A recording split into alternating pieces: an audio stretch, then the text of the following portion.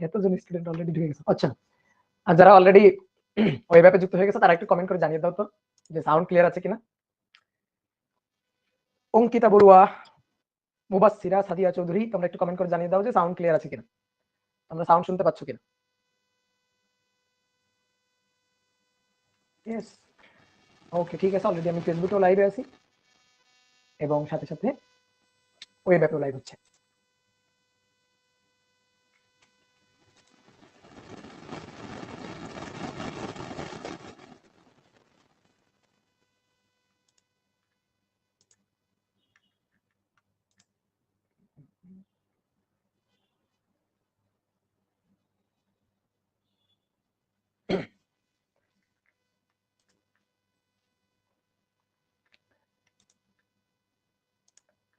আচ্ছা, ফেসবুকে মনে হয় লাইভটা এখনো শুরু হয় নাই, একটু ওয়েট করো, আমি একটু ফেসবুকে লাইভটা শুরু করে আসি। ফেসবুকে দেখি কি হলো হঠাৎ করে।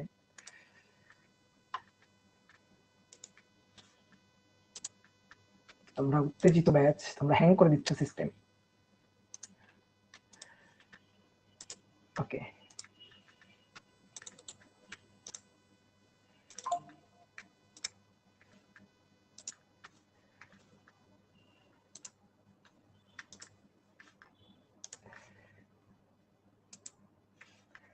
ওকে, এখন ফেসবুকেও লাইভ আছে আশা করি। সাউন্ড হালকা প্রবলেম লাগতেছে? নো, সাউন্ড প্রবলেম নাই, সাউন্ড সবকিছু ঠিকঠাক আছে। আমি এখানে দেখতে পাচ্ছি, আমি কথা বলতেছি এবং সাউন্ড সবকিছু ঠিকঠাক দেখতে পাচ্ছি। ওকে, ঠিক আছে। ডিয়ার স্টুডেন্ট, সবাইকে শুভেচ্ছা জানাচ্ছি আজকের ক্লাসে। আশা করি সবাই ভালো আছো, সবাই সুস্থ আছো এবং সবাই প্রথম ক্লাসটা, ওরিয়েন্টেশন ক্লাসটা করছো। তো আজকে থেকে আমাদের মেইন পড়াশোনা শুরু। আমরা ভেক্টর অধ্যায়টা শুরু করব। ভেক্টর হচ্ছে আমাদের ফিজিক্স ফার্স্ট পার্টের সেকেন্ড চ্যাপ্টার। প্রথম চ্যাপ্টারটা তোমাদের মাসুর ভাই নিবে। প্রথম চ্যাপ্টারের কথা গত ক্লাসে আমরা বলছিলাম যে প্রথম চ্যাপ্টারটা খুবই ছোট একটা চ্যাপ্টার, খুবই সহজ একটা চ্যাপ্টার। প্রথম চ্যাপ্টারটার নাম হচ্ছে ভৌত জগৎ ও পরিমাপ। এই অধ্যায়ে আমরা পরিমাপের হিসাব নিকাশ, বিভিন্ন রাশির মাত্রা এবং এককের হিসাব নিকাশ এবং ত্রুটি হিসাব নিকাশ করি, যেটা খুবই সহজ জিনিস। তো চলো আমরা এখন ভেক্টরটা শুরু করব। এটা মূল চ্যাপ্টার, ফিজিক্স ফার্স্ট পার্টের ফাউন্ডেশন চ্যাপ্টার হচ্ছে এটা। এই চ্যাপ্টারটা যার যত ভালো বোঝা থাকবে, যে যত সুন্দর করে এই চ্যাপ্টারটা বুঝে বুঝে পড়তে পারবে, তার কাছে কিন্তু ফিজিক্সের বাকি অধ্যায়গুলো সহজ লাগবে। ঠিক আছে? তো চলো আমরা সৃষ্টিকর্তার নাম নিয়ে শুরু করি। তোমাদের গত ক্লাসে একটা কথা আমি একটু বলতে ভুলে গেছি। সেটা হচ্ছে কি, পড়তে পড়তে তুমি যে এই যে ২টা বছর তুমি পড়বা, পড়ার পরে তোমার বিভিন্ন পরীক্ষা তুমি দিবা, অনেক সময় তোমার হতাশ লাগবে। তুমি অনেক পড়বা কিন্তু মনে হবে ভুলে যাচ্ছ।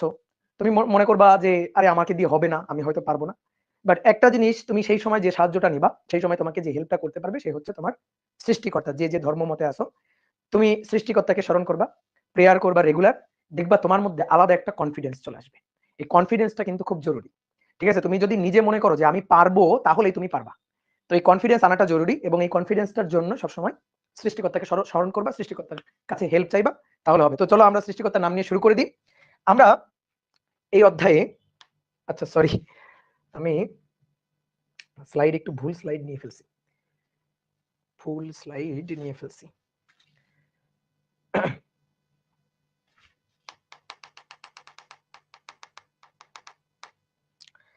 জাস্ট একটা মিনিট সময় দাও আমাকে, একটু জাস্ট একটা মিনিট।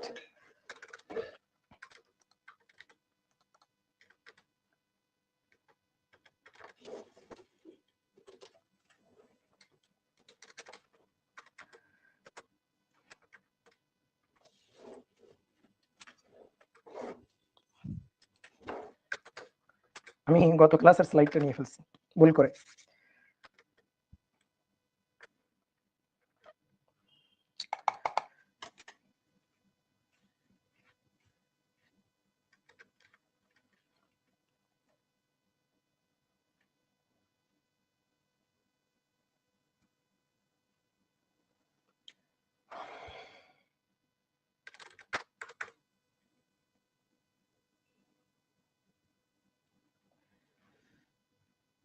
ভাই আপনি কি বাসায় ক্লাস নিচ্ছেন? হ্যাঁ, বাসা থেকেই তো ক্লাস নিচ্ছি।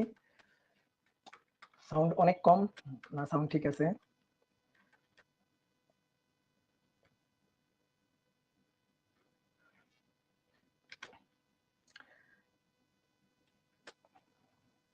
একজন বলছো ভিডিও কই? ভাই ভিডিও কই? যখন তুমি ভিডিও দেখতে পারবে না, তোমাদের গত ক্লাসে একটা কথা বলছি, যখন তুমি ধরো ভিডিও দেখতে পাচ্ছ না, তখন যে কাজটা করবা সাথে সাথে তুমি বের হয়ে যাবা, বের হয়ে গিয়ে তুমি আবার ঢুকবা, দেখবা তখন ভিডিও আবার দেখতে পাচ্ছ।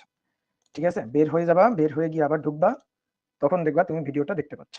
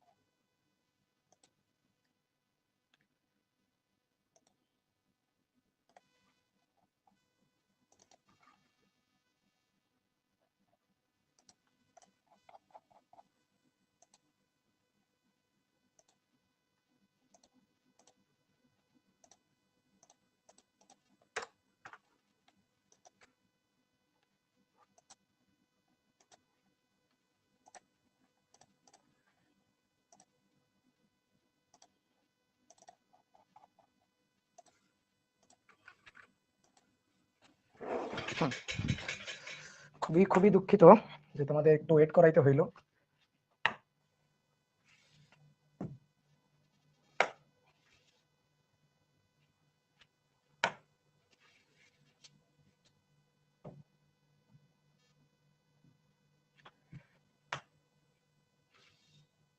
ওকে, এখন আসো, তাহলে আমাদের আজকে হচ্ছে ভেক্টরের 2 নম্বর ক্লাস। তো চলো আমরা শুরু করি। তো প্রথমে যে জিনিসটা আমাদের পড়তে হবে সেটা হচ্ছে রাশি, ঠিক আছে, বা কোয়ান্টিটি। কোয়ান্টিটি ভেক্টর অধ্যায়ের শুরুতে যে জিনিসটা জানা দরকার। তো রাশি বা কোয়ান্টিটি কি? ভৌত জগতে যা কিছু পরিমাপযোগ্য তাদেরকে বলা হয় হচ্ছে রাশি। যেমন আমার হাতে এই কলমটা আছে, আমি যদি বলি তুমি এই কলমের কি কি হিসাব করতে পারবা, কি কি পরিমাপ করতে পারবা, দেখো এই কলমের দৈর্ঘ্যটা পরিমাপ করা যায়, কলমের ডায়ামিটার বা ব্যাস বা ব্যাসার্ধটা পরিমাপ করা যায়, কলমের ভরটা পরিমাপ করা যায়। তাহলে এই কলমটার জন্য রাশি হচ্ছে তার দৈর্ঘ্য, তার ব্যাস, তার ভর। তো এই যে যা কিছু আমরা পরিমাপ করতে পারি ভৌত জগতে সেগুলো হচ্ছে রাশি। পরিমাপ করতে গেলে সবসময় যে দেখতেই হবে, ধরো এই এর দৈর্ঘ্যটা দেখা যাচ্ছে, সবসময় যে দেখতে হবে এমনটা না। ধরো সময় পরিমাপ করব, সময়টা কি আমরা আসলে দেখতে পাই, তাই না? কোন একটা বস্তুর উপর ধরো বল প্রযুক্ত করছি, বল পরিমাপ করব, তো বলটা কি আমরা আসলে দেখতে পাই না। তো ভৌত জগতে যা কিছু পরিমাপযোগ্য সেগুলাই হচ্ছে রাশি। দৈর্ঘ্য, ভর, সময়, বল, এগুলাই হচ্ছে রাশি। তাহলে চলো একটু সংজ্ঞাটা ছোট্ট করে লিখি। ভৌত জগতে যা কিছু পরিমাপযোগ্য, পরিমাপযোগ্য তাকে রাশি বলা হয়। উদাহরণস্বরূপ আমরা বলতে পারি যে দৈর্ঘ্য, ভর, সময়, তারপর ব্যাসার্ধ, এগুলা হচ্ছে এক একটা রাশি, বল, এগুলা হচ্ছে এক একটা রাশি। এবার এই রাশিগুলার মধ্যে কিছু রাশি আছে যাদেরকে প্রকাশের জন্য শুধুমাত্র মানই যথেষ্ট। ধরো ভর, এই কলমটার ভর কত, কলমটার ভর তুমি বললা যে ভর হচ্ছে ভাই 5 গ্রাম, বা কলমের ধরো ভর 10 গ্রাম। তো এটা প্রকাশ করার জন্য তুমি কিন্তু শুধুমাত্র মানটুকু বলছো, মানের পাশাপাশি তোমাকে আর কিছু বলা লাগছে, কোনো দিকের সাহায্য লাগছে না। তাহলে এই যে রাশিগুলা, এদের মধ্যে কিছু কিছু ভৌত রাশিগুলোর মধ্যে কিছু কিছু রাশি আছে যাদেরকে প্রকাশের জন্য শুধুমাত্র মানটাই যথেষ্ট, তাদেরকে বলা হচ্ছে স্কেলার রাশি বা অদিক রাশি। আবার কিছু কিছু রাশি আছে যাদেরকে প্রকাশের জন্য মান কিন্তু যথেষ্ট নয়। যেমন কোন একটা বস্তুর উপর ধরো আমরা বল প্রযুক্ত করলাম, তোমরা জানো বলের একক হচ্ছে নিউটন, ধরো 10 নিউটন বল প্রযুক্ত করলাম, যে ধরো এটা একটা বস্তু, এই বস্তুর উপর প্রযুক্ত বল 10 নিউটন। আমি যদি এখন বলি প্রযুক্ত বল 10 নিউটন, তাহলে কিন্তু তুমি আমাকে পাল্টার একটা প্রশ্ন করতেই পারো যে ভাই প্রযুক্ত বলের মান 10 নিউটন, কিন্তু বলটা এই বস্তুর উপর কোন দিকে প্রযুক্ত করা হয়েছে। ধরো এই দিকটা হচ্ছে এক্স অক্ষের ধনাত্মক দিক, এই দিকটা ওয়াই অক্ষের ধনাত্মক দিক, বা এমন হতে পারে ধরো এটা পূর্ব দিক, তাহলে এই দিকটা পশ্চিম দিক। অর্থাৎ এই বস্তুটার উপর বলটা কোন দিকে প্রযুক্ত হয়েছে, তাহলে তুমি কিন্তু আমাকে দিকটাও জিজ্ঞেস করতেছো। দিক ছাড়া কিন্তু এই বলের প্রকাশটা আমি পুরোপুরি পূর্ণাঙ্গ রূপে করতে পারতেছি না। তাহলে প্রকাশ করার জন্য, রাশিকে প্রকাশ করার জন্য, কিছু কিছু রাশিকে প্রকাশ করার জন্য মানের পাশাপাশি দিকেরও কিন্তু আমাদের সাহায্য লাগতেছে। যে এই বস্তুর উপর ধরো প্রযুক্ত বলটা এদিকে, ধরো সেটা এক্স অক্ষের ধনাত্মক দিকে, তাহলে কোন কোন রাশিকে প্রকাশের জন্য, পূর্ণাঙ্গ ভাবে প্রকাশের জন্য মানের পাশাপাশি তার দিকটাও প্রকাশ করা দরকার হয়। তো তাদেরকে বলা হয় ভেক্টর রাশি বা দিক রাশি। তাহলে রাশি তো বুঝলাম, এবার এই রাশিকে কয়টা ভাগে ভাগ করা যায়? 2টা ভাগে ভাগ করা যায়। কি হিসাবে? কার মানে 2টা ভাগে যে ভাগ করব, বিভক্ত করব, কার পার্সপেক্টিভে? যে প্রকাশের মাধ্যমে যে মান এবং দিক রাশির প্রকাশের জন্য মান এবং দিকের প্রয়োজনীয়তার উপর ভিত্তি করে আমরা রাশিগুলোকে দুই ভাগে ভাগ করতে পারি। তাহলে কোয়ান্টিটি বা রাশি এটাকে আমরা দুভাগে ভাগ করতে পারি। একটা হচ্ছে স্কেলার রাশি বা অদিক রাশি একটু বাংলায় বললে, আরেকটা হচ্ছে ভেক্টর রাশি। এই যে চ্যাপ্টারটার নাম ভেক্টর, এটাকেই বেশি মর্যাদা দিয়ে আমরা পড়াশোনা করবো আর কি। এটা নিয়েই ভেক্টরের হিসাব নিকাশটাই এই অধ্যায়ের মূল প্রতিপাদ্য বিষয়। তাহলে ভেক্টর বা দিক রাশি।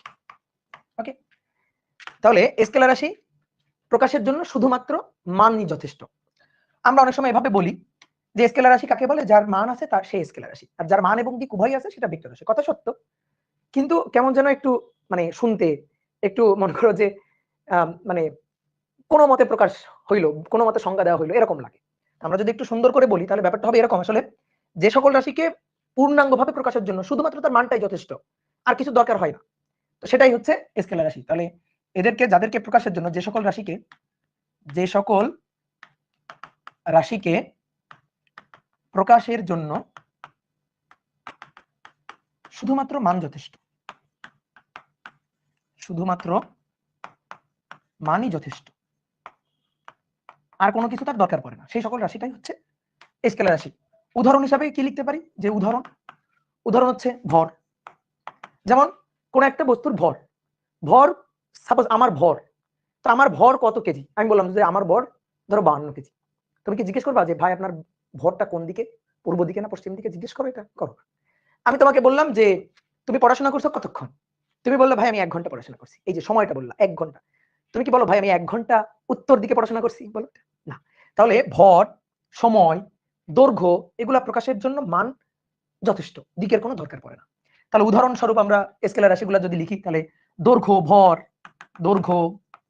ভর, দ্রুতি, কাজ, শক্তি, সময়, তারপরে তোমরা কয়েকটা বলো তো। তাপমাত্রা, কোন বস্তুর তাপমাত্রা কত? 10 ডিগ্রি সেলসিয়াস, বলো 10 ডিগ্রি সেলসিয়াস উপরের দিকে, বলো তো না। তাপমাত্রা, তারপরে বিভব, ঠিক আছে। তারপরে আমরা এই রাশিগুলোর সাথে পরিচিত আরো অনেক ধরনের রাশি আছে, আমরা এই যে ফার্স্ট ইয়ার সেকেন্ড ইয়ার মিলে অনেক ধরনের রাশি পড়বো, তো অনেক রাশি দেখতে পারবো যে যারা স্কেলার রাশি। এখন ধরো এইগুলা পরিচিত বলে আমরা এইগুলা লিখলাম, ঠিক আছে। তারপরে ধরো আরেকটা লিখি আমি একটু, পৃষ্ঠটান, ঠিক আছে, কি রাশি? স্কেলার রাশি। এবার আসো, যে সকল রাশিকে প্রকাশের জন্য শুধুমাত্র মানটা যথেষ্ট নয়, তাহলে মানের পাশাপাশি দিক দরকার। তাহলে যে সকল রাশিকে প্রকাশের জন্য মান এবং দিক বললে একটা কথা আছে, দিক কেমন দিক? দিক হচ্ছে একটা সুনির্দিষ্ট দিক, এবং সুনির্দিষ্ট দিক দরকার। সুনির্দিষ্ট দিক বলতে কি বোঝানো হচ্ছে আমি বুঝাই দিচ্ছি। সুনির্দিষ্ট দিক দরকার, তাদেরকে ভেক্টর রাশি বলা হচ্ছে, তাদেরকে বলা হচ্ছে ভেক্টর রাশি। এবার আমি একটু দিকটা বুঝাই। দিক, মনে করো সরণের কথা চিন্তা করো, সরণ আর দূরত্বের মধ্যে পার্থক্য কি? ধরো এটা এ বিন্দু, এটা বি বিন্দু, এ বিন্দু থেকে তুমি বি বিন্দুতে যাবা, তো ধরো এ বিন্দু থেকে বি বিন্দু, ধরো এ বিন্দু তোমার বাড়ি, বি বিন্দু তোমার কলেজ, এ থেকে বিতে যাওয়ার জন্য এটা হচ্ছে একটা রাস্তা। এখন তুমি এই রাস্তা দিয়ে তুমি বি বিন্দুতে, এ থেকে বি বিন্দুতে গিয়ে পৌঁছাইলা, তাহলে তোমার অ্যাকচুয়াল অতিক্রান্ত পথ সেটা হচ্ছে এটা, আর এটাকে বলা হচ্ছে দূরত্ব। অ্যাকচুয়ালি তুমি যতটুকু যাচ্ছ এটা দূরত্ব স্কেলার রাশি, ঠিক আছে, দূরত্ব দৈর্ঘ্য স্কেলার রাশি। এখন আমি যদি বলি সরণ কত, সরণ হচ্ছে আদি বিন্দু, শেষ বিন্দু, লম্বালম্বি এই যে সরল রৈখিক দূরত্বটা, এইটা হচ্ছে সরণ। তাহলে এটা হচ্ছে সরণের মান, এই যে দৈর্ঘ্যটুকু, এই দৈর্ঘ্যটুকু সরণের মান। সরণ একটা ভেক্টর রাশি। আর দিক, তুমি কোত্থেকে কোথায় গেছো? এ থেকে বিতে, তাহলে এ হচ্ছে পাদবিন্দু, শুরু, এন্ডিং পয়েন্ট, আর সরি স্টার্টিং পয়েন্ট, আর বি হচ্ছে শীর্ষবিন্দু, এই যে এখানে গিয়ে তুমি শেষ করছো, দ্যাট ইজ এন্ডিং পয়েন্ট। তাহলে দিকটা কোন দিক থেকে কোন দিকে? এ থেকে বি এর দিকে। আমি এখানে কি বলছিলাম? সুনির্দিষ্ট দিক থাকতে হবে। সুনির্দিষ্ট দিক মানে দেখো দিকটা সবসময় একই দিকে, সবসময় দিকটা একই দিকে, দেখছো? তো এইটা হচ্ছে সুনির্দিষ্ট দিক, এই যে সুনির্দিষ্ট দিক। তুমি যদি ধরো এই যে দূরত্ব যেটা, এটাতে তুমি যদি দিক দেখাও যে ভাই এ থেকে দেখেন বিতে গেছে, কিভাবে গেছে এই দেখেন, এ থেকে এই, তারপরে এই, তারপরে এই, তারপরে এই, তারপরে এই যে এভাবে এ থেকে বিতে গেছে। তাহলে বলো এ থেকে বিতে এই যে ডিরেকশনটা আমি দেখালাম, এই যে দিকগুলো আমি দেখালাম, অনেকে তো বলে ভাই এটাও তো দিক, এটা সুনির্দিষ্ট দিক। বলো এটা সুনির্দিষ্ট দিক? দেখো তো দিকগুলা কি হয়েছে, ক্ষণে ক্ষণে দেখো তো দিক চেঞ্জ হচ্ছে। তাহলে এটা তো সুনির্দিষ্ট কোনো একটা দিক না, বুঝতে পারছো? তাহলে সুনির্দিষ্ট দিক হচ্ছে এটা, এই যে সুনির্দিষ্ট দিক হইতে হবে, তাহলে সেটাকে আমরা বলতে পারবো সরণ। আর এই সরণটাই হচ্ছে ভেক্টর রাশি, সরণটাই হচ্ছে ভেক্টর রাশি। দেখো ভর বলছিলাম স্কেলার রাশি, কিন্তু ওজন কিন্তু ভেক্টর রাশি। ওজন, ওজন হচ্ছে W = mg, W = mg, g হচ্ছে অভিকর্ষ ত্বরণ, অভিকর্ষ ত্বরণের ডিরেকশন আছে কোন দিকে? পৃথিবীর কেন্দ্রের দিকে। তাহলে ওজন কোন দিকে ক্রিয়া করবে? ভরের কিন্তু কোনো দিক নাই, ভর স্কেলার। W = mg, W হচ্ছে ওজন, ওজন বল, তাই না? ওজনের একক নিউটন। জি অভিকর্ষ ত্বরণ, অভিকর্ষ ত্বরণ পৃথিবীর কেন্দ্রের দিকে, তাহলে জি পৃথিবীর কেন্দ্রের দিকে, তাহলে ডাব্লিউ কোন দিকে? পৃথিবীর কেন্দ্রের দিকে। একটা দেখো সুনির্দিষ্ট দিক ওজন, তাহলে ওজন কি রাশি? একটা ভেক্টর রাশি। তুমি ওজনটাকে শুধুমাত্র মান দিয়ে কিন্তু প্রকাশ হলো না। ধরো আমি বললাম কোন বস্তুর ওজন এত নিউটন, ভাই ওজন বললেই বোঝা যাবে ওজন হচ্ছে পৃথিবীর আকর্ষণ বল, পৃথিবীর কেন্দ্রের দিকে আকর্ষণ করতেছে, দিকটা সবসময় পৃথিবীর কেন্দ্রের দিকে, সুনির্দিষ্ট দিক। তাহলে যে সকল রাশির মানের পাশাপাশি সুনির্দিষ্ট দিক থাকবে তাদেরকে বলা হচ্ছে ভেক্টর রাশি। তাহলে এরকম উদাহরণ কি হতে পারে? বল, সরণ, ঠিক আছে?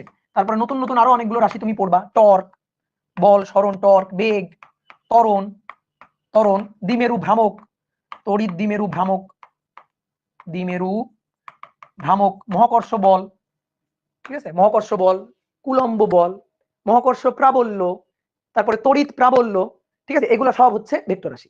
এখন অনেকে বলতে পারে ভাই দ্বিমেরু ভ্রামক কি জিনিস? তুমি তো পড়ো নাই এখনো, এই তুমি ফার্স্ট ইয়ার সেকেন্ড ইয়ারের সকল চ্যাপ্টারের রাশি কি পড়ে ফেলছো এখনো? পড়ো নাই, এই কারণে টর্ক কি তুমি জানবা না এখন, কখন জানবা? একটু বড় হইলে জানবা, আমি তোমাকে জানাবো। তড়িৎ দ্বিমেরু ভ্রামক কি এটা তো জানি না, আমরা রাশির নামটা জানলাম যে এটা একটা ভেক্টর রাশি। কেন ভেক্টর রাশি এগুলো নিয়ে আমরা আলোচনা করবো তো। তারপরে এখানে পৃষ্ঠটান, ভাই পৃষ্ঠটান কি আমি তো জানি না, তুমি 9 10 সব জানছো? জানো নাই তো, এই কারণে তো তুমি ইন্টার করতেছো, তাই না? তাহলে এগুলো আমরা জানাবো যে এগুলা কেন ভেক্টর রাশি। আমি জাস্ট উদাহরণ হিসেবে কয়েকটা রাশি লিখলাম, কি বোঝা গেছে? ক্লিয়ার? তাহলে আসো আমরা একটু এই যে কয়েকটা ভেক্টর রাশি নিয়ে মানে মানে স্কেলার রাশি এবং ভেক্টর রাশির মধ্যে একটু পার্থক্যটা বোঝার চেষ্টা করি। যেমন মনে করো যে 2 মার্কের কোশ্চেন আসে যে দূরত্ব, দূরত্ব স্কেলার রাশি, স্কেলার, কিন্তু সরণ ভেক্টর, কিন্তু সরণ ভেক্টর, ব্যাখ্যা করো, ব্যাখ্যা করো, ঠিক আছে? এটারই সম্পূরক কোশ্চেন, এটা পারলে তুমি এটা পারবা যে দ্রুতি স্কেলার কিন্তু বেগ, বেগ ভেক্টর, ব্যাখ্যা করো। তো ব্যাখ্যাটা শুরু হবে কোত্থেকে? ব্যাখ্যাটা শুরু হবে সরণ এবং দূরত্ব থেকে। তো একটু আগে তোমাকে সরণ এবং দূরত্বের মধ্যে আমি পার্থক্যটা বুঝাই দিছি, তারপর ধরো আমি একটু আবার বলি। এটা এ বিন্দু, এটা বি বিন্দু। ধরো এ বিন্দু হচ্ছে রাজশাহী, বি বিন্দু হচ্ছে ঢাকা। তো ঢাকা থেকে রাজশাহী যাওয়ার রাস্তাটা একটু গুগল ম্যাপে দেখো তো, রাস্তাটা কিরকম সরল রৈখিক রাস্তা? না, রাস্তাটা একটু আঁকা বাঁকা, তাই না? তো রাস্তাটা ধরো এরকম একটা রাস্তা, এই যে এ থেকে বিতে যাওয়ার রাস্তা হচ্ছে এটা।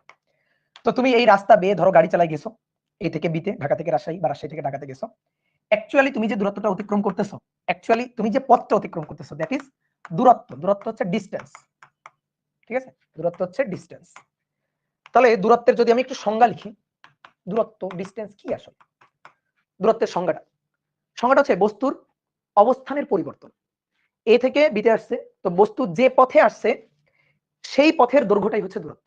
বস্তু যে পথে আসছে সেই পথের দৈর্ঘ্যটাই হচ্ছে দূরত্ব। আবির তোমার ক্যামেরাটা বন্ধ করো, আবির তোমার ক্যামেরাটা দেখা যাচ্ছে, ক্যামেরাটা বন্ধ করো। তাহলে দূরত্ব, দূরত্ব কি? বস্তুর প্রকৃতপক্ষে, অ্যাকচুয়ালি প্রকৃতপক্ষে অতিক্রান্ত পথের দৈর্ঘ্যই, অতিক্রান্ত পথের দৈর্ঘ্যটাই হচ্ছে দূরত্ব। তোমরা 9 10 বইতে যেটা শিখছো সংজ্ঞাটা, সেটা হচ্ছে যে কোনো দিকে অবস্থানের পরিবর্তনকে দূরত্ব বলে। হ্যাঁ বলা যায়, যে কোনো দিকে, সুনির্দিষ্ট কোনো দিক নাই, যে কোনো দিকে অবস্থানের পরিবর্তনটা দূরত্ব। বাট সরণ কি জিনিস? সরণ এই এ আর বি বিন্দুর মধ্যে সরণ, একটু আগেই বললাম এ আর বি বিন্দুর মধ্যে সরণ। ম্যাপে কি করবা? এই যে এটা হচ্ছে রাজশাহী, ম্যাপে এটা হচ্ছে ঢাকা। তুমি কি করবা? ম্যাপের উপর দুইটা বিন্দু দিয়ে একটা স্কেল নিয়ে এরকম একটা সরল রৈখিক দূরত্ব আঁকবা। অনেকে বলে ভাই এরকম সরল রৈখিক রাস্তা তো নাই, না থাকুক, দুই বিন্দুর মধ্যে সরল রৈখিক রাস্তা এরকম থাকার দরকার নেই। তুমি এরকম দাগ দিয়ে একটা রাস্তা বানাই ফেলো, এই যে দৈর্ঘ্যটা, এটাই হচ্ছে সরণ। কোত্থেকে কোথায় গেছে? এ থেকে বিতে গেছে। তাহলে সরণের ডিরেকশনটা হচ্ছে এ থেকে বি এর দিকে, সুনির্দিষ্টভাবে এ থেকে সরল রৈখিকভাবে বি এর দিকে, এটা হচ্ছে সরণ। তাহলে সরণের সংজ্ঞাটা যদি দিই তাহলে কি বলবো? সরণ হচ্ছে সুনির্দিষ্ট দিকে অবস্থানের পরিবর্তন, বস্তুর অবস্থানের পরিবর্তন, এইটা হচ্ছে সরণ। যে সরণটা কি? সরণ হচ্ছে সুনির্দিষ্ট দিকে, সুনির্দিষ্ট দিকে বস্তুর অবস্থানের পরিবর্তন, সুনির্দিষ্ট দিকে বস্তুর অবস্থানের পরিবর্তন, এটা হচ্ছে সরণ। এবার একটা জিনিস দেখো, এ থেকে বিতে যাওয়ার জন্য রাস্তা কিন্তু অনেকগুলো হইতে পারে, অর্থাৎ দূরত্ব কিন্তু অনেকগুলো হইতে পারে। যেমন এই একটা রাস্তা, তারপরে মনে করো এ থেকে বিতে যাওয়ার জন্য এই আরেকটা রাস্তা, এ থেকে বিতে যাওয়ার জন্য এই আরেকটা রাস্তা, ঠিক আছে? তীর চিহ্ন দিয়ে ফেলছি, সরি। এই যে এই আরেকটা রাস্তা, তো এই রাস্তা দিয়েও তুমি যাইতে পারো, তো এটাও কিন্তু আরেকটা দূরত্ব, ঠিক আছে? বাট এই দুই বিন্দুর মধ্যে এই যে সরণ যেটা, সেটা কিন্তু একটাই, এই যে এটাই হচ্ছে সরণ। সরণ তুমি আরেকটা সরণ বানাইতে পারবা না, দুই বিন্দুর মধ্যে সরণ এই যে ফিক্সড, এই সরল রৈখিক দূরত্বটাই কিন্তু সরণ। তাহলে সরণের ক্ষেত্রে আমরা আরেকটা কথা বলতে পারি যে দুই বিন্দুর মধ্যে সর্বনিম্ন দূরত্বটাই কিন্তু সরণ। বলো আমার কথাটা সত্যি কিনা, একটু যাচাই করে দেখো তো। এ থেকে বিতে যাওয়ার জন্য কয়টা রাস্তা? এখানে কয়টা রাস্তা আছে? তিনটা রাস্তা। তো তুমি এ থেকে বিতে যাবে, আমি বললাম সবচেয়ে কম দূরত্বের রাস্তাটাতে যাও, সবচেয়ে কম দূরত্ব কোন পথে যাবা? যে ভাই এ আর বি বিন্দুর মধ্যে একেবারে সরল রৈখিক যে পথটা, ওই পথে গেলেই আমি সবচেয়ে কম দূরত্বে যাইতে পারবো। তাহলে আমি যদি এটা বলি, এটা কি ভুল বলা হবে? যে দুই বিন্দুর মধ্যে সর্বনিম্ন যে দূরত্বটা হওয়া সম্ভব, সেটাই হচ্ছে সরণ, সেটাই সরণের মান। এই কথা কি বুঝতে পারছো? যে দুই বিন্দুর মধ্যে সর্বনিম্ন যে দূরত্ব সম্ভব, দুই বিন্দুর মধ্যে সর্বনিম্ন যে দূরত্ব, সেটাই আসলে সরণ। সরণ মানে ডিসটেন্স, সরি ডিসপ্লেসমেন্ট, ডিসপ্লেসমেন্ট, ঠিক আছে? সরণ হচ্ছে ডিসপ্লেসমেন্ট। তো সরণ আর দূরত্বের মধ্যে পার্থক্যটা তাহলে বোঝা গেছে। এখন আসলে দ্রুতি আর বেগ। দ্রুতি কি? দ্রুতি, এই দ্রুতি হচ্ছে দূরত্বের পরিবর্তনের হার, দূরত্বের পরিবর্তনের হার, অর্থাৎ দূরত্ব ডিভাইডেড বাই সময়, ঠিক আছে? Distance, distance divided by time. ধরো এই যে পথটা, এই পথে এ থেকে বিতে গেছে, যাইতে কতক্ষণ লাগছে? ধরো 2 ঘন্টা সময় লাগছে। তাহলে এই দূরত্বটাকে তুমি সময় দিয়ে ভাগ দিবা, যতটুকু সময় লাগছে সেটা দিয়ে ভাগ দিবা, তুমি দ্রুতিটা পাবা, ঠিক আছে? ঠিক একইভাবে এবার যদি আমি বলি বেগ, তাহলে বেগ কি? বেগ হচ্ছে সরণের পরিবর্তনের হার। দ্রুতি দূরত্বের পরিবর্তনের হার, আর বেগ হচ্ছে সরণের পরিবর্তনের হার। সরণ ডিভাইডেড বাই সময়, ডিসপ্লেসমেন্ট ডিভাইডেড বাই টাইম, এইটা হচ্ছে বেগ। তো এখন যদি তোমাকে বলা হয় তুমি এবার একটু ব্যাখ্যা করে দাও যে দ্রুতি স্কেলার কিন্তু বেগ ভেক্টর, এটা একটু ব্যাখ্যা করে দাও। বলো, পারবা না? শুরুটা কোত্থেকে? শুরু দূরত্ব এবং সরণ থেকে। দূরত্বের সুন্দর করে সংজ্ঞা লিখলা, সরণের সুন্দর করে সংজ্ঞা লিখলা। এবার দেখো দূরত্ব কি রাশি? স্কেলার রাশি। সরণ কি রাশি? ভেক্টর রাশি। কেন? কারণ সরণের সুনির্দিষ্ট দিক আছে, এই কারণে সরণ ভেক্টর রাশি। দূরত্ব স্কেলার রাশি। এবার দূরত্ব স্কেলার, সময় স্কেলার। তাহলে দূরত্বের পরিবর্তনের হার, দূরত্ব স্কেলার রাশি, তার পরিবর্তনের হার দ্রুতি, তাহলে সেও হবে স্কেলার। কি কথা বুঝছো? দূরত্ব স্কেলার, তার পরিবর্তনের হার, তো সেটাও তো স্কেলার হবে, তাহলে দ্রুতি স্কেলার। এবার যদি বলি বেগ কি? সরণের পরিবর্তনের হার। সরণ কি? সরণ ভেক্টর রাশি। তাহলে সরণ ভেক্টর, তার পরিবর্তনের হার। তাহলে সরণের যেমন সুনির্দিষ্ট দিক আছে, তো বেগেরও সুনির্দিষ্ট দিক আছে। তাহলে বেগ V, V equal to S divided by T. সরণ ধরো এস, এস দিয়ে প্রকাশ করলাম। এস তার সুনির্দিষ্ট দিক আছে, এই যে মাথার উপর একটা দিক দিয়ে দিলাম। ভেক্টরকে প্রকাশ করা হয় এইভাবে, আমরা একটু পরে দেখবো যে ভেক্টরকে কিভাবে প্রকাশ করা যায়। তো সরণের মাথায় একটা তীর চিহ্ন দিয়ে দিলাম, ভেক্টরকে প্রকাশ করে ফেললাম। তাহলে সরণ ভেক্টর, তাকে সময় দিয়ে ভাগ দিচ্ছি, সময় স্কেলার। কোন একটা ভেক্টরকে স্কেলার রাশি দিয়ে ভাগ করলে ফলাফল যেটা পাবো সে ফলাফল তো ভেক্টরই হবে। ভেক্টর রাশির পরিবর্তনের হার অবশ্যই ভেক্টর হবে। কি ক্লিয়ার? তাহলে দূরত্ব স্কেলার, এই কারণে দ্রুতিটাও স্কেলার। বেগ, সরি সরণ ভেক্টর, এই কারণে বেগটাও ভেক্টর। তো 2 মার্কের প্রশ্নে আসে, একটু সুন্দর করে গুছায় লিখবা। 2 মার্কের প্রশ্ন কিন্তু মুখস্থ করতে হয় না, কি করতে হয়? অনুধাবনমূলক অনুধাবন করবা, তারপরে নিজের মতো করে সুন্দর করে বাংলা ভাষায় লিখবা। আমি একটা কথা সবসময় বলি, যে যত ভালো বাংলা পারে সে তত ভালো ফিজিক্স পারে।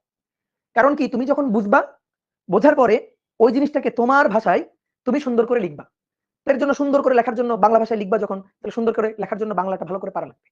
বুঝতে পারছো? যা অনুধাবন করবা সেটা সুন্দর করে প্রকাশ করতে হবে। অনেক সময় কি, অনেক তুমি বুঝো বাট খাতায় লিখতে পারতেছো না, তাহলে কিন্তু হবে না। বুঝলা এবং ওইটাকে সুন্দরভাবে একেবারে বেস্ট ওয়েতে খাতায় রিপ্রেজেন্ট করতে হবে, কারণ খাতা দেখেই তোমার মার্ক আসবে। টিচার কিন্তু জানে না তুমি মনে করো যে অনেক পণ্ডিত, তুমি অনেক কিছু জানো, টিচার তো ওটা বুঝতেছে না। টিচার দেখবে তোমার খাতায় কি আছে, তার উপরে সে মার্ক দিবে, তার উপরে সে মার্কিং করবে। কথা কি বুঝতে পারছি? ক্লিয়ার? সবসময় 2 মার্কের প্রশ্নের চেষ্টা করবা। দেখো এই মানে এই টেকনিকগুলো মাথার মধ্যে এখন থেকে ঢুকাবা। 2 মার্কের প্রশ্নে অনেক সময় শুধু বাংলা কথা লিখে দাও না। 2 মার্কের প্রশ্নে ফিজিক্সের ক্ষেত্রে তোমার টার্গেট থাকবে আমি 2 মার্কের প্রশ্নে কোনোভাবে একটু ইকুয়েশন ঢুকাইতে পারি কিনা, কোনোভাবে একটু চিত্র ঢুকাইতে পারি কিনা।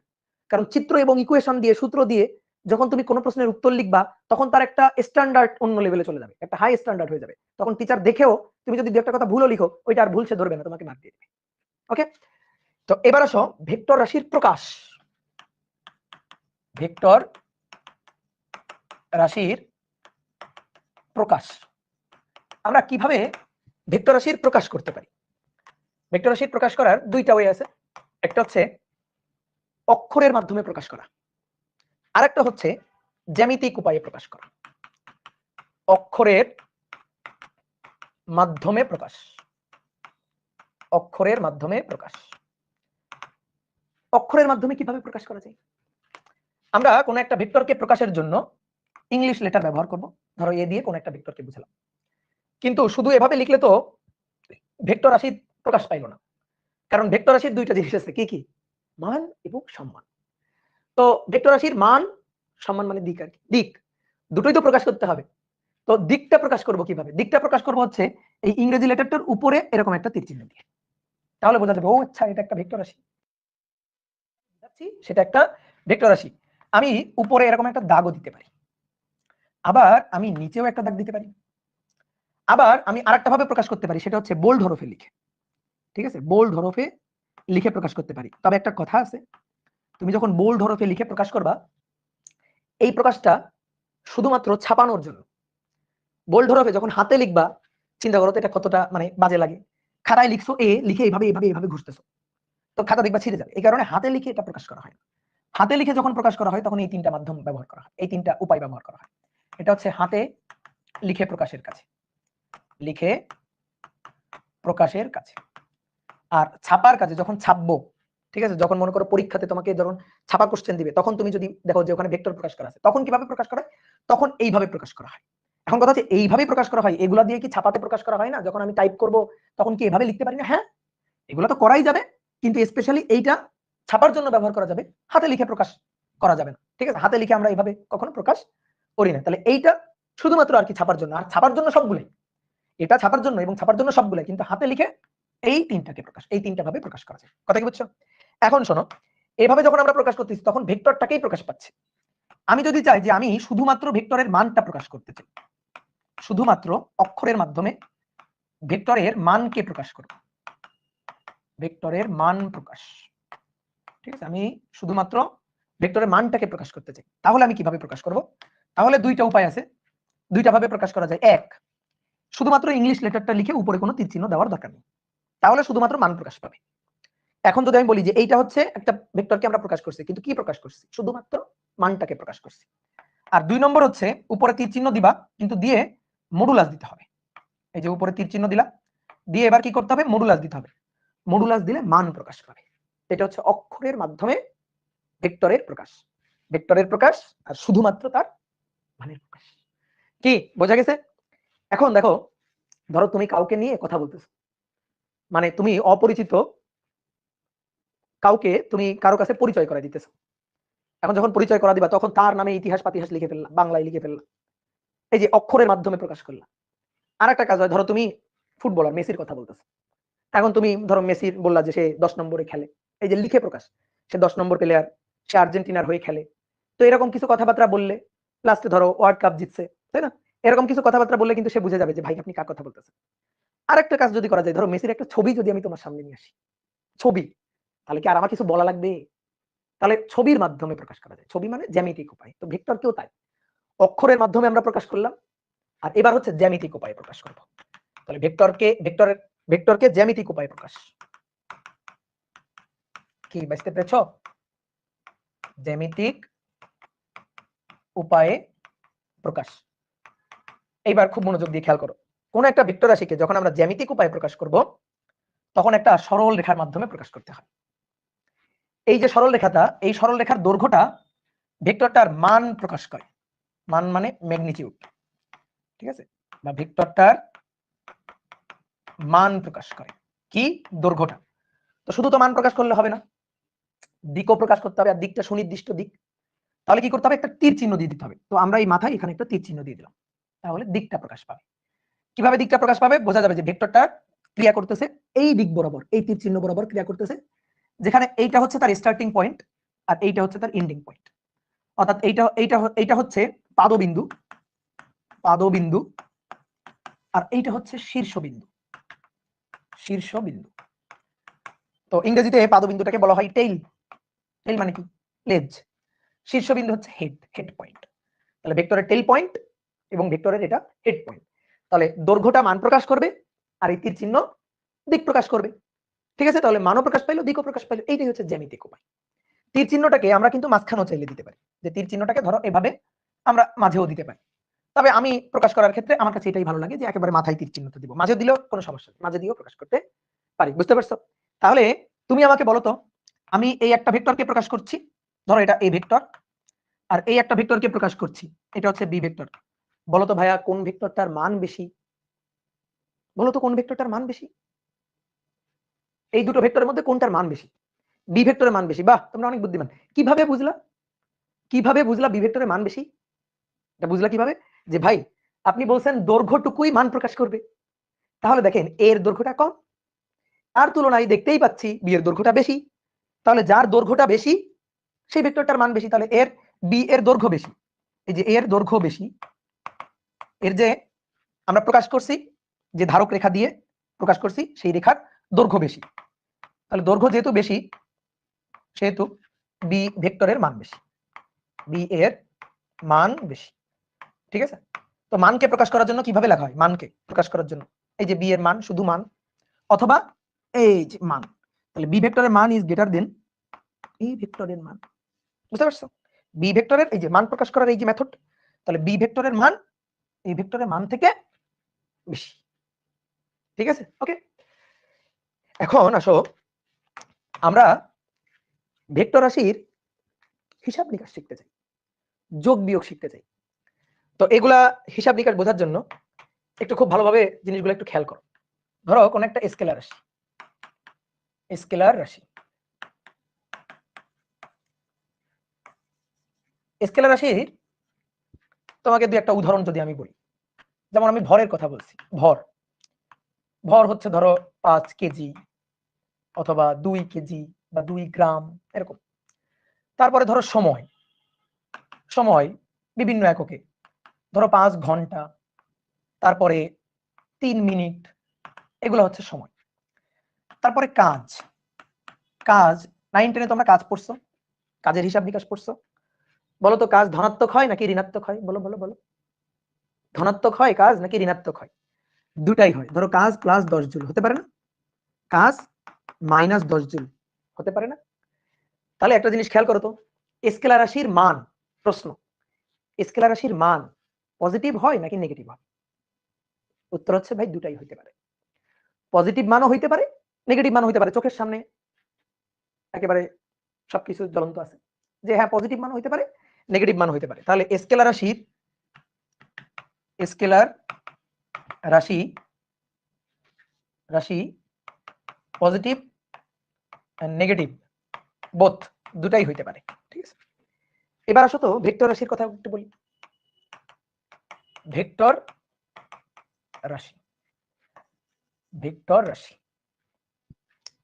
ভেক্টর রাশির উদাহরণ কি বলছি, যে সরণ। আচ্ছা, এ থেকে এই যে বি, তাহলে এ থেকে বি এই যেটা সরণ, ডিসপ্লেসমেন্ট, এটা ডিসপ্লেসমেন্ট, এই যে ডিসপ্লেসমেন্টটা, ডিসপ্লেসমেন্ট আমি যদি বলি মান, এর মান কত, তো এই যে সরণের মান, সরণের যে মানটা ধরো 5 কিলোমিটার, 5 কিলোমিটার প্লাস মান না মাইনাস মান? সরণ মাইনাস 5 কিলোমিটার হইতে পারে না, 5 কিলোমিটার জাস্ট মানটা। তারপরে তোমাকে যদি আরো একটু জিনিস বুঝাই, ধরো কোন একটা বস্তুর উপর প্রযুক্ত বল, ধরো আমি বললাম এই বস্তুর উপর এক্স অক্ষের ধনাত্মক দিকে বল প্রযুক্ত করা হয়েছে, এক্স অক্ষের ধনাত্মক দিকে। তো এক্স অক্ষের ধনাত্মক দিকে কতটুকু বল প্রযুক্ত হয়েছে? F = 10 Newton. এই বলের মানটা কত? বলের মান হচ্ছে 10 নিউটন। প্লাস মানে মাইনাস? অবশ্যই মান প্লাস মান। আচ্ছা, এইবার খুব ভালো করে খেয়াল করবা, আগে ছিল এক্স অক্ষের ধনাত্মক দিকে, এবার এই বস্তুর উপর বল প্রযুক্ত হয়েছে এক্স অক্ষের ঋণাত্মক দিকে, এটা মাইনাস এক্স অক্ষ। এই বস্তুর উপর এই দিক বরাবর বল প্রযুক্ত হয়েছে, প্রযুক্ত বল 10 নিউটন। এখন আমি যদি বলি বলো এই ক্ষেত্রে মান কত, দেখি বলো তো, দেখি মান কত, বলের মান বলো। যে ভাই বলের মান কত, বলের মান 10 নিউটন। তুমি একটা বস্তুকে চিন্তা করো, আমার সামনে একটা বস্তু আছে, আমি এদিকে ধাক্কা দিছি, কত বলে 10 নিউটন বলে। তুমি আমাকে জিজ্ঞেস করো ভাই কত বলে, 10 নিউটন বলে।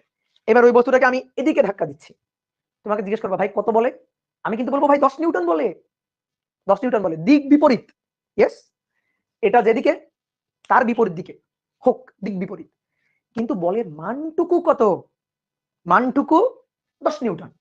মানের কোনো প্লাস মাইনাস হচ্ছে না, মান কত 10। মান কখনো -10 বলবো, আমি যদি বলি মান -10 নিউটন, হলো এটা কিছু, এটা কোনো মানে ফিজিক্যাল মিনিং হলো? তুমি একটু চিন্তা করে দেখো তো, এটা কোনো অর্থ বহন করলো? -10 নিউটন, বলের মান আবার -10 নিউটন কেমন হয়? অনেকে বলতে ভাই মাইনাস হচ্ছে দিক এদিকে তাই মাইনাস, নো, আমি জিজ্ঞেস করছি মান কত, তুমি আবার মানটুকু বলবা, তুমি আবার আবার মাইনাস কেন শোনাচ্ছ? আমি তোমার কাছে দিক জানতে চাইছি, দিক দিক বাদ দাও, আমি জিজ্ঞেস করছি মান কত, তুমি আমাকে মানটুকু বলবা, তুমি আবার বলতেছো ভাই মাইনাস কেন, কারণ সেটা এই দিকে এক্স অক্ষের ঋণাত্মক দিকে, আমি তোমার কাছে দিক জানতে চাইছি, নো, আমি মানটুকু চাইছি। তাহলে ধরো কোন একটা বস্তুর উপর, আবার দেখি তোমার বলবা এবার, এই বস্তুর উপর এটা ওয়াই অক্ষ, এই যে ওয়াই অক্ষের ঋণাত্মক দিক মাইনাস ওয়াই অক্ষ, তো এই বস্তুর উপর এদিকে বল, ধরো এটা ওজন বল, এই যে 10 নিউটন, বলো বলের মান কত, বলের মান 10 নিউটন। তুমি কি বলবা -10 নিউটন? নো। তাহলে এই ক্ষেত্রে যদি আমি জিজ্ঞেস করি মান কত, তাহলে অ্যানসার বলবা হচ্ছে ভাই 10 নিউটন মান। তাহলে যেটা বুঝাইতে চাইছি সেটা হচ্ছে ভেক্টর রাশির মান কখনো প্লাস মান মাইনাস মান হয় না, আসলে মান শুধু মান, মানের সামনে কোনো প্লাস মাইনাস হবে না। তাহলে ভেক্টর রাশির মানের সামনে, ভেক্টর রাশির মান কখনো প্লাস মাইনাস না, কখনো প্লাস বা মাইনাস না, প্লাস বা মাইনাস নয়, মান শুধুমাত্র মানই, ঠিক আছে, মান শুধুমাত্র মানটাই প্রকাশ পাবে, যে মান কত, মান ভাইয়া। ঠিক আছে ভাইয়া, স্লাইড চেঞ্জ করার আগে একটু টাইম দিন, স্লাইড তো তুমি কি পেয়ে যাবা, যখন ক্লাস শেষ হবে তখন স্লাইড পেয়ে যাবে, ঠিক আছে, তখন ধরো কিছু জিনিস বাকি থাকলে টুক করে তুলে নিবা। তাহলে বুঝতে পারছো? তাহলে স্কেলার রাশি তো দিক নেই, তো স্কেলার রাশির মান প্লাসও হয় মাইনাসও হয়, কাজ প্লাস হয় কাজ মাইনাস হয়, তো স্কেলার রাশির মান প্লাস মাইনাস দুটোই হইতে পারে, কিন্তু ভেক্টর রাশির যদি মান বলি তাহলে ভাই শুধু মানটুকু মান, ঠিক আছে, মানের কোনো প্লাস মাইনাস নেই। কোথায় পাবা, এটা তো খুব ইম্পর্টেন্ট কোশ্চেন, যে স্লাইড কোথায় পাবা, দেখি কোথায় পাওয়া যায় আমরা বলবো। এবার আসো কয়েকটি সংজ্ঞা,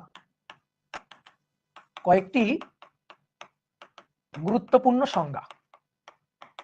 তুমি ভেক্টর রাশির হিসাব নিকাশ পড়তে চাও, তুমি ভেক্টর রাশির ক্যালকুলেশন জানতে চাও, তাহলে আগে তো একটু পরিচয় জানতে হবে।